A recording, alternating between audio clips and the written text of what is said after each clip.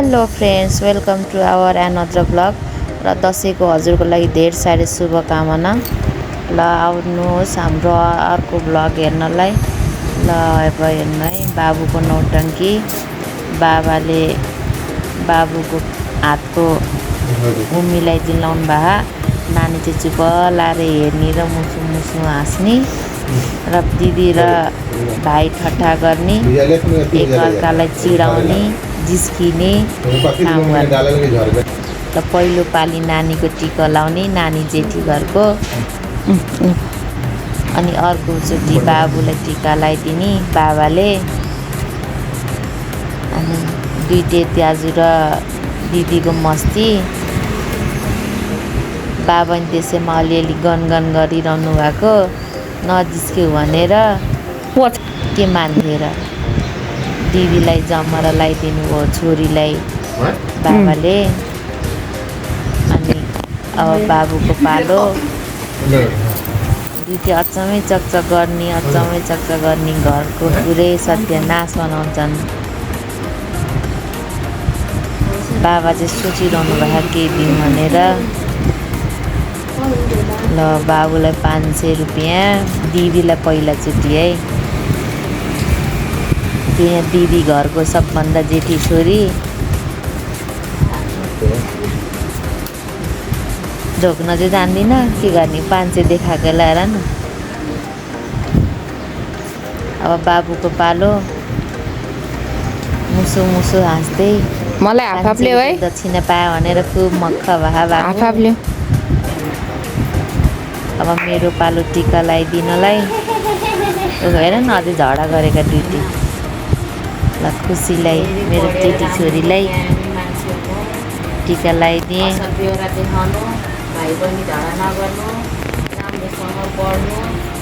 अब बाबुको पालो। बाबुलाई तैँले नगर्ने, पर नानीलाई भ्याउने, अनि बल्ल बाबुलाई गर्ने। हेर दुईटै झगडा गरेका, तर मच्छड गर्छन्। जमरा लाएर नानीलाई धेरै आशिष दिने।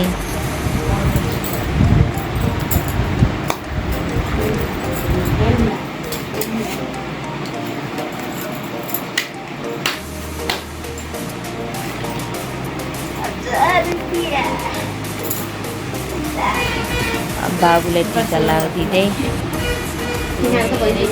धेरै राम्रो पढोस्, चकचकी नहोस् भनेर कामना गर्दै बाबुलाई टिका लगाउँदैछु।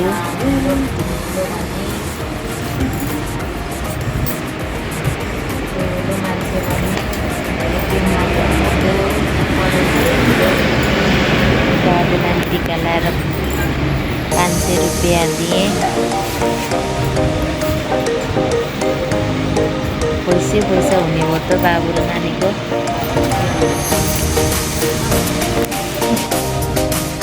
अब दिदी र भाइको पालो। हेर न, बाबु जिस्केको।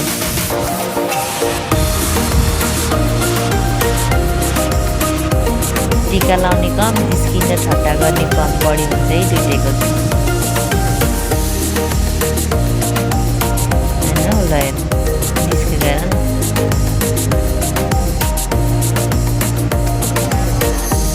चकचके त यत्रोबाट भएर नि 5 र 7 क्लासमा पढ्ने बच्चा नि यति चकचके हन्। तपाईँको घरमा कति कत्रो बच्चा र कति चकचके गर्छन् भन्नु है साथी हो। ल्याएर हेर्नुभयो जिस्काएको कम छन् र दुईटै।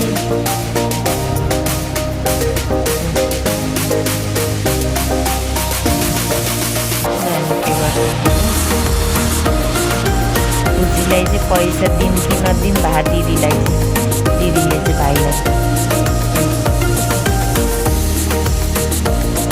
के गर्छ होइन। बिस्तारै उसलाई चाहिँ पैसा हात थाप्न कति आतुरी भए। दिदीलाई नि ढोक्छ, ज्ञानी भाइ भएर ढोक्छ।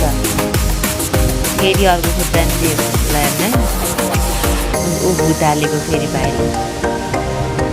यस्तो त अब चाहिँ मेरो पालो। श्रीमानजीले टिका लगाइदिने मलाई।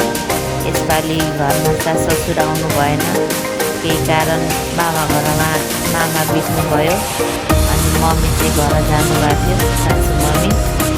त्यसै कारणले श्रीमानज्यूले मलाई लगाइदिनु भयो टिका। हरेक वर्ष उहाँहरू हुनुहुन्थ्यो, यसपालि हुनु भएन, अलिक खल्लो लाग्छ। त्यतिले गर्दा घर परिवार एकदम परिपूर्ण देखिन्थ्यो, रमाइलो हुन्थ्यो घरमा। श्रीमानलाई चाहिँ टिका लगाइदिनेको भनेर गरिरहेको थिएँ बाबु नानी। अब मैले टिका लगाइदिएछु, मैले ढोकेँ। नसकी निहुरेर ढोक्नुपर्ने, के गर्ने, छोरी मान्छे जात कस्तो। अब श्रीमानज्यूले चाहिँ मलाई चाहिँ कोही लगाइदिने भने मै लगाइदिन्छु भनेर मैले अम्ची लगाइदिएँ मलाई। हेर न बाबु बिस्ताको पछाडिबाट। साथी हो हाम्रो त्यस्तो भयो दसैँको रमाइलो 4 जना परिवारमा। यसपालि 4 जना परिवार मात्रै भइयो र रमाइलो भयो, हल्का फल्का जे होस् घरमै पनि। अब हाम्रोमा त यताउति जाने चलन त छैन, घरमै रमाइलो गरियो।